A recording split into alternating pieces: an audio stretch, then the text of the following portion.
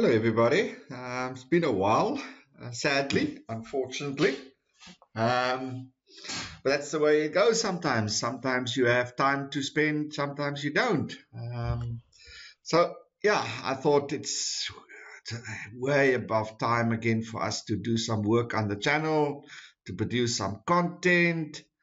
So let's see how this one goes. Yeah, for those that hasn't already subscribed to the channel, please do so. And for those that already subscribed, thank you so much. Please feel free to share and to like the videos. It does take quite a bit of effort and energy, so I'll appreciate your support. Let's make the channel grow and make it the channel for satellite remote sensing activities. So without further ado, let's have a look and see what are we working on today. So let's quickly go and have a look at this little Google Earth picture. So for those that are not don't necessarily know this particular area, which I presume is many of you, this is a town or city. It's got a population of just around 1 million people in South Africa, in the province of KwaZulu-Natal. So if you want to have a look at South Africa itself, this is basically South Africa here. This is Durban. Maybe some of you know the port city of Durban. There's Pretoria and Johannesburg. And this is Cape Town. I assume everybody knows about Cape Town. So that's Cape Town. That's Durban, Pretoria, Joburg, Bloemfontein. And here is Pietermaritzburg. It's about 100 kilometers from Durban. It's the capital city of the province, home to the provincial legislature, etc., etc. And it has two tertiary institutions, not the main campuses, but satellite campuses. The one is University of KwaZulu-Natal, which have a significant campus in Pietermaritzburg, located around this particular area. So that area here is, well, this entire area here is basically the campus of UKZN, or University of KwaZulu-Natal. This particular area is the administrative, let me put it this way, sorry. This is the administrative area of UKZN, where all the admin offices are, student accommodation, and this is some campuses. The main IT and all these guys are situated around here. That's a graduate school here. That's some accommodation. This is a law, printing and all these things. This is commerce faculty. This is the law faculty. This is sports grounds and some accommodation. This is further sports ground. This is the agricultural area, etc. So this is UKZN, located in the suburbs of Pelham and Epworth. This is Highfields. Yeah. So this is UKZN, of University of KwaZulu-Natal. And then you have the DUT. Its campus sits here, or the old, what's called the Durban University of Technology. This is the campus here, and this is some of the facilities around the DUT, Durban University of Technology. It's obviously much, much smaller than the footprint of UKZN. So that just gives you an idea, and that's just, if I zoom out, this is the center of the city, and then obviously suburbs, residential suburbs located around it. But this was call it the beginning of Pietermaritzburg, the city of Pietermaritzburg, a residential area. This is the older part of the city, airport, etc. So this is the older part of the town, of this, or now city. Okay, so what the municipality asked us to do is to look at what we call the studentification of this particular area. And what is meant by that is that specifically you look at UKZN there, then it's housing that it can supply to the students, because most of 90% of the students doesn't come from Pietermaritzburg, so they need housing. They need to be accommodated. And UKZN can only on campus, in this residence there, in this residence is here, and in this residence is here, can only accommodate around 10 to 20% of the students. And UK and DUT, also roughly the same, can only accommodate about 10 to or even less. I think it's about 5 to 10% of each students it can accommodate on campus, meaning university supplied accommodation. So basically what that means is that the majority of the non-local students, and students come as far as the rest of Africa, some of them come from Europe, obviously most of them are from the province itself, Durban and other areas, but you have people coming from Pretoria, from Cape Town, etc., because there's specific study directions that you can only study here that you can't study at other universities, and also admissions and costs and all those sort of things. So the vast majority of students on these two campuses are off-campus students, meaning they stay off campus. They don't stay in campus accommodation. So that implies that obviously they want to be as close as possible to their places of study, and therefore the majority of them will occupy accommodation in a 5 to 10 kilometer radius from their place of study. So that suggests that a large number of these residential properties have been converted or are used by students. Okay. And so, for example, if we just go into there is a little shopping mall. If you look at these facilities, they are fairly new. These are flats that have recently been developed to accommodate students. They used to be just normal houses. And these properties were bought up by an individual or consortium, and the houses were then demolished and they converted into flats or apartments specifically for students. And you can see a lot of these places are doing exactly the same, where in a block, for example, this block, for example, you see there's one example happening there, where a block of houses would be bought up by a developer or developing or investment company. All the houses will be demolished or converted into student housing and then rented out. And that's what we call the studentification of a specific area. Now, as these campuses accept more and more students, therefore, the bigger the demand for accommodation, the more lucrative the accommodation options more lucrative it becomes for owners of these properties to convert it into rental properties and to move somewhere else, specifically the older generation, or to sell their properties to developers that's converting it into student accommodation. So our estimate is somewhere between 20 and 40,000 students are living in residential areas in and around the campuses, which is quite a large amount, given they all want to be as close as possible to these facilities. And so this is creating a problem for the municipality in terms of electricity supply, because where there was just like 3 people living in a property, there's now all of a sudden 10 people living in a property.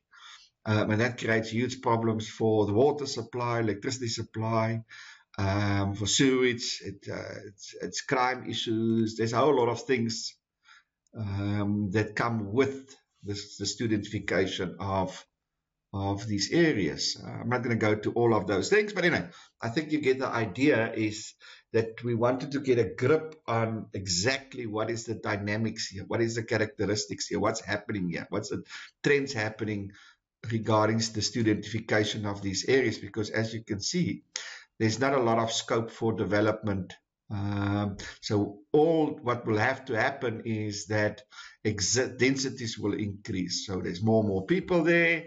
There's more and more buildings will be converted to house more and more people. So per square meter, your densities will increase, etc., etc.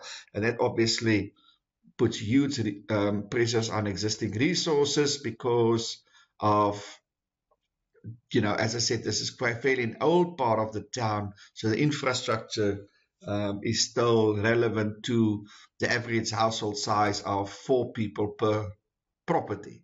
And as I said, now it can go up to anything to 15 people per property. As properties are subdivided, the rooms are rent out, second stories are built, etc., etc. And so the municipality wants to get an idea of what's going on there. Okay, so amongst the tools that we've used to do this analysis is our trusted Google Earth engine, believe it or not. So this is just going to be a quick video on what I've done in Google Earth engine as a tool to assist or to help with our analysis on the identification of this specific area. Okay, so cool. Let's quickly go and have a look and see what we've done. Okay, so there's our trusted YouTube page. So please, as I said, go and share it. I'll post a video.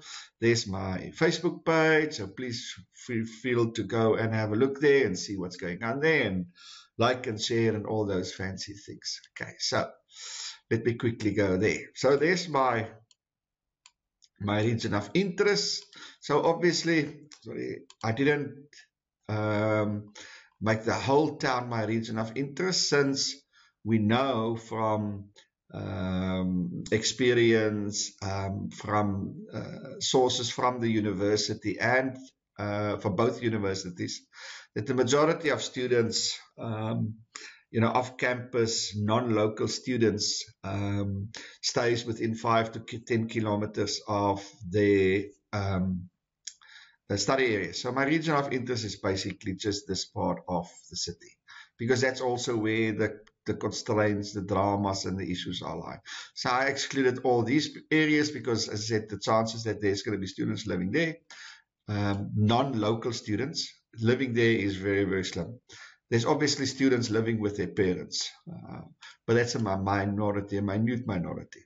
Okay, so there's my region of interest, which is basically that area there. So if I put it on a satellite, okay, so you'll see it's that specific area there. Oops, sorry. You can see there's this the town center. So it's basically this area here, from DUT sitting there, the University of Technology sitting there, leading into UKZN sitting here, this area here. Okay, so that's my region of interest. So let's just put it back on map. That's it. Okay, so let's zoom in. Let's do that. So what we've done, obviously, is to try to get an idea of the population numbers within that specific area and the trends around population numbers. So for that purpose, I've used our trusted WorldPop dataset. There's some good news and there's some bad news with WorldPop. The good news from WorldPop is that it's granular. It's fairly granular. So it gives a very, you can drill into a very small little area to get the population numbers or the population count for that specific pixel or granular level.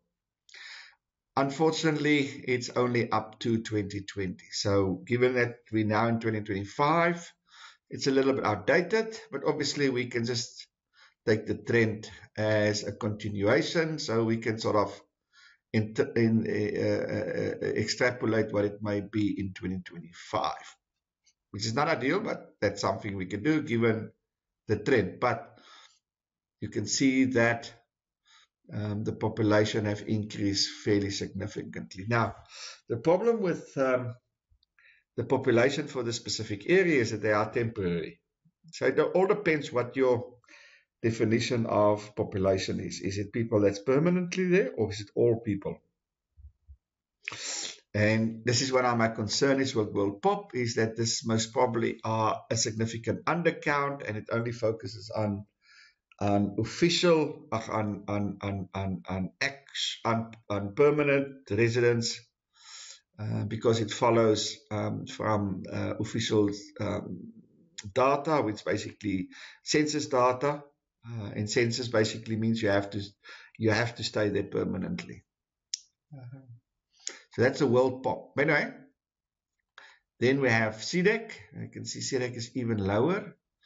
CDEC's problem is that it's not as granular as World Pop. It's much, the granular level is much, higher.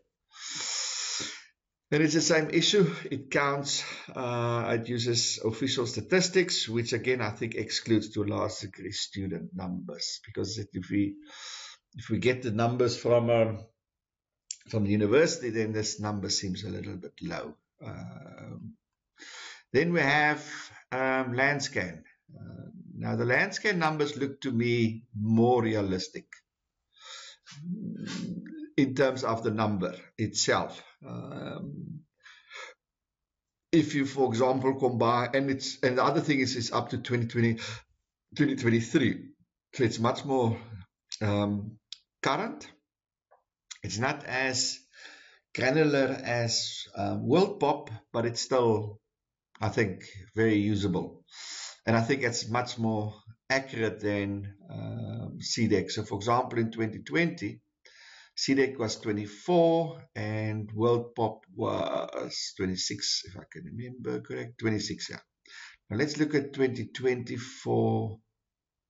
You can see it's about 40,000. So it's about 16,000 more, which is sort of in line with the 20,000 number that 20 to 40,000 number that's on university alone, to university. So yeah, I think it's much more accurate than the other two, and it's much more up to date, I think. I'm not sure why these spikes and troughs are, but anyway, if you look at where it started and where it's now, it's almost doubling of the population in 25 years, which again, I think it makes sense. So that's the first thing, is to get an idea what's happening with the population numbers and also the trends. And so we used World Pop. There's the script for that. And obviously we can display all of these things we're displaying as well. We'll get to some of that now, but let's just go through the stuff that we've generated. The next thing was to look at the nighttime lights, because it gives you an indication of,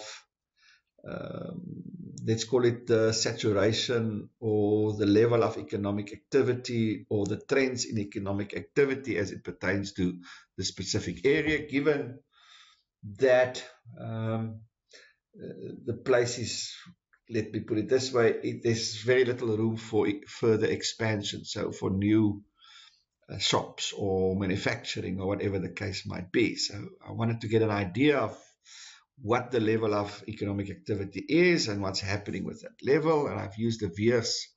Now we can use the DMSNP OLS system, but as I said, it's got significant problems with it in terms of its maximum, its granular level, etc., etc.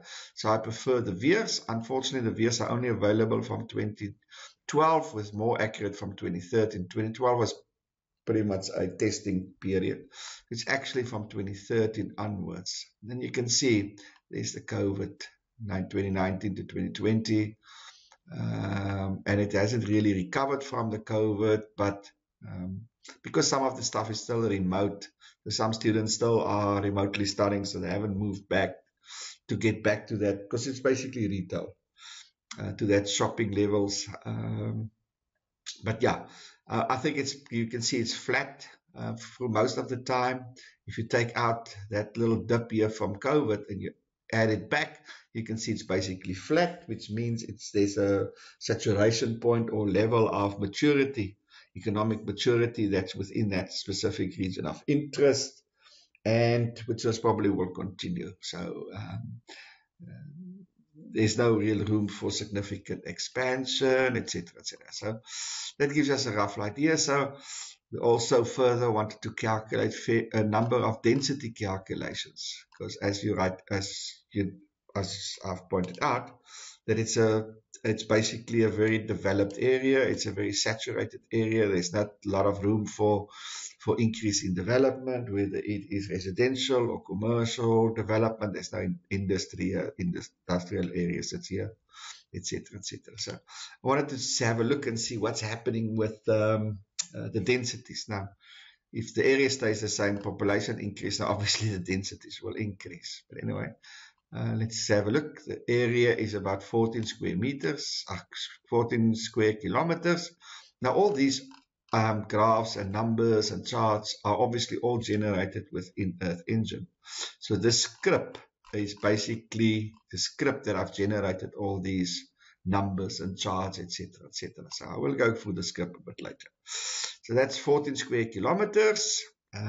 Given our world pop in 2020 and 2025, the density increased from 1,429 persons per square kilometer to 1,786 persons per square kilometer, and that's very dense. That's not a small density level. That's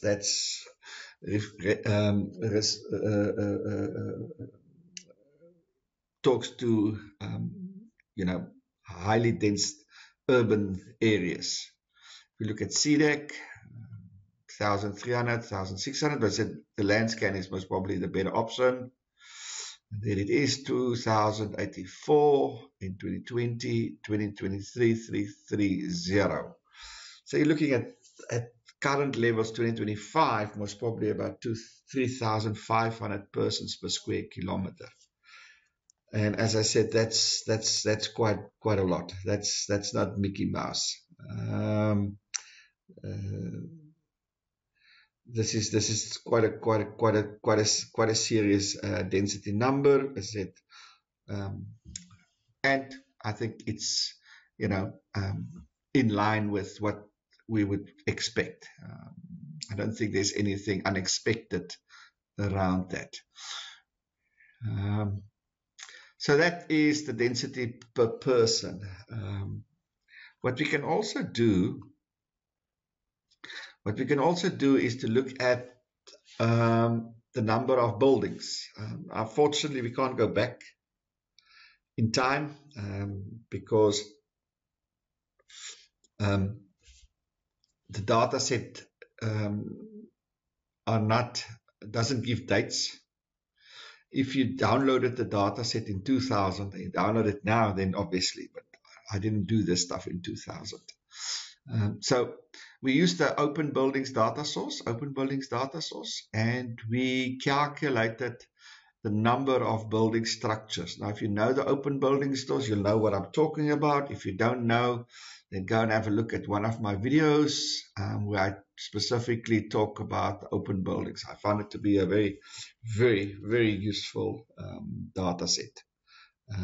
Something which I use quite a bit when it comes to these sort of analysis. So within this area, there's 21,499 buildings. And if you're familiar with the data set, you'll see they also estimate the size. So, and it's not just buildings, it's all structures. So that could be a little 1-by-1 shed outside. Now, obviously, nobody's going to stay there. So I made a call to say, okay, I'm only looking for buildings bigger than 60 square meters. I'm not looking for all 21,000 buildings. I'm only looking for buildings above 60 square meters. And the reason for that is obvious. That's most probably the houses in your flats and these sort of buildings. And there's about 7,274 of them of this 21,000 buildings. You could make 50 square meters, but that's a value judgment that I make. And you're welcome to disagree or to change it, but that's the judgment that I make. Given, as I said, if you look at these buildings, we'll have a look at these buildings. You can see most of them are bigger than 60 square meters and above. So for example, that could be a garage. That one there's a garage. There's another one garage there. It's not to say that these garages can't be converted into student accommodation, and indeed they are converted into student accommodation. You look at that one there, this one here. Many of these garages are indeed converted into student accommodation, but that's the minority. That's a minority. So for example, in this, you'll have World Pop will see that as a building, that as a structure, that as a structure. So in this building, it will have actually 5 or 6 structures rather than the individual building itself. So that's why I've used the 60 square meters threshold, because most of the buildings are more than 60 square meters, and the smaller things are like that carport there. That's a structure. Look at these ones. That's structures there. That's a structure there, etc. So to get it more realistic. Now, what's also included is, I don't have an upper limit. These sort of places are also included. You see, these places are also included. And the reason why I included, it's difficult to distinguish in here between a big building that's flats, like these ones, they are flats, and this, for example, which is a shopping center. Although there is some flats in these shopping centers, accommodation in these shopping centers, they're predominantly shops, but there's only 1 or 2 of them, so it's not like the majority. So with that 1 or 2, it's not going to make a big issue. But I didn't want to exclude, because if I exclude it, I exclude all these other, like this one. If I excluded that, then I would have excluded this one per definition, and therefore I didn't exclude that. Okay, I included. Okay, so yeah, so that's basically the reason why I did the 60. As I said, one can quibble around it, one can change it, and one can argue about it, but I don't think it doesn't make a huge difference. So for example, when we calculated, I said the buildings are, and again, yes, where we have to use a little bit of an initiative, and that's why I didn't want to use the land scan or I didn't want to use the World Pop or CDEC, because it only goes to 2020, and I haven't done a projection, although we can do that. So I used the Landsat. So the Landsat population per building, so that's the total Landsat population in 2023, 57,000. So let's just go to 2023. You can see there it is 2023, 58,000. So this one counts it at the population count. Where is it now? Densities, where is it now? 57. So that's the Landscan 2023 population. Now, it's all about the scaling where the difference in the size lies. But I said this 57,000 makes more sense to me. And if I take the 57, I divided it by the 72,000, I get to a population per building ratio of basically 8. Now that again, let's think logically about it.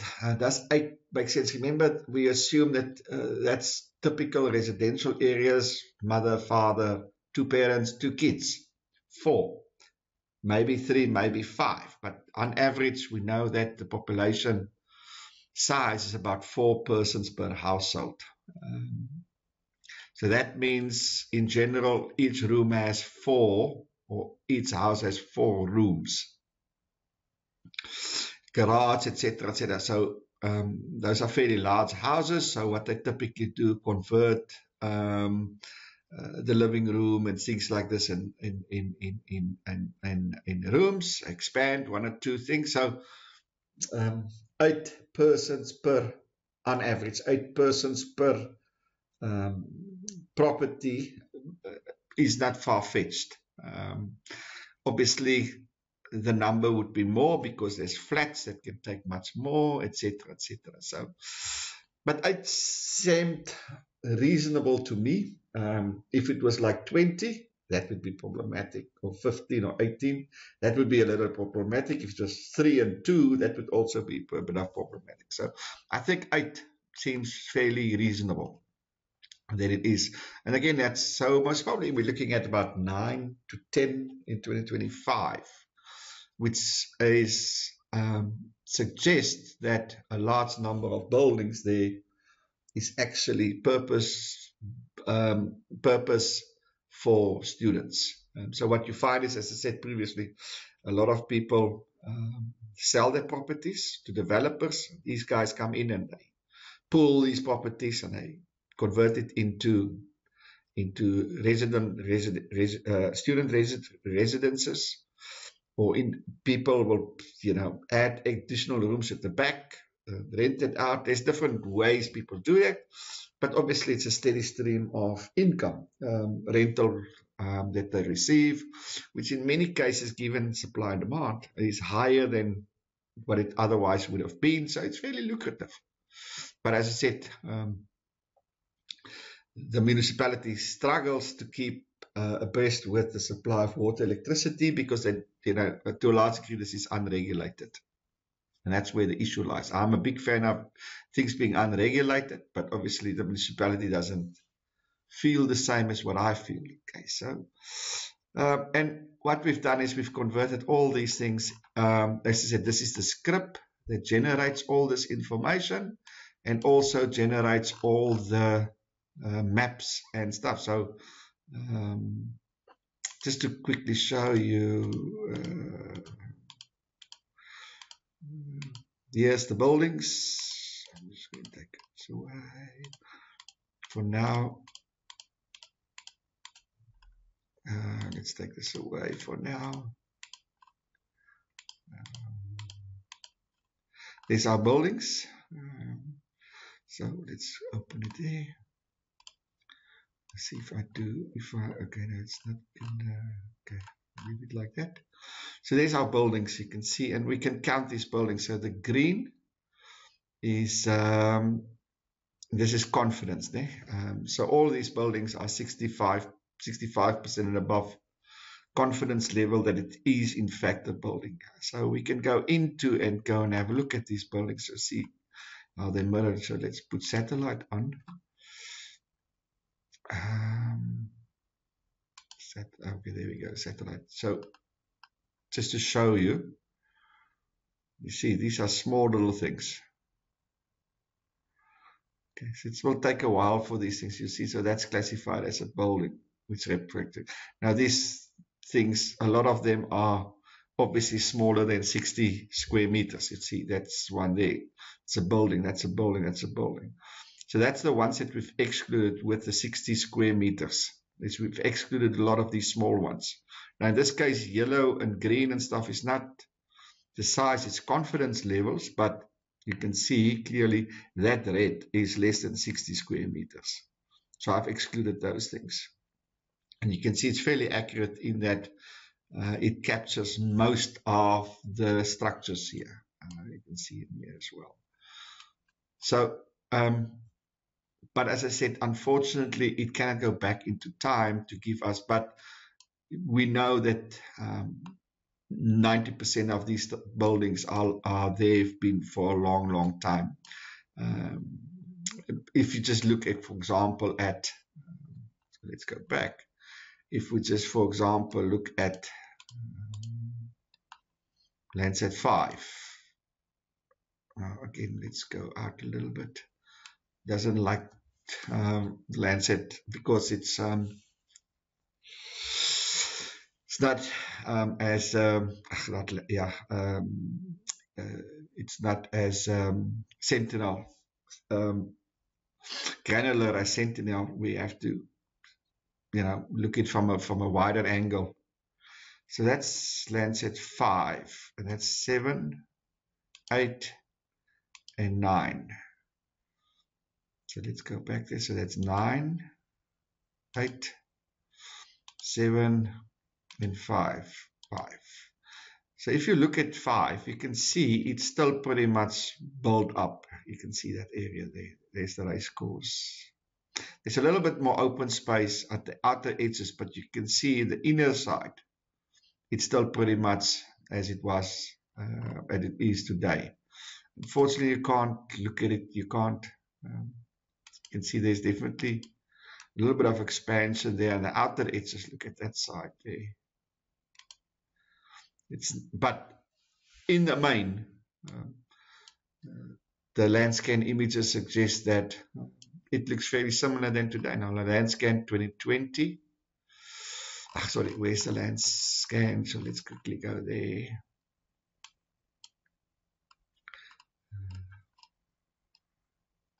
But Landscan, so Landsat. I don't know why Landsat, I get confused with Landsat and Landscan. Landsat, the Landsat images, Landsat 5 is 80s, 1980s. Okay, Landsat 5 is 1980s, the average for 86 to 87. Landsat 5 is 2000, Landsat 8 is 2020, and then Landsat 5 is 2024.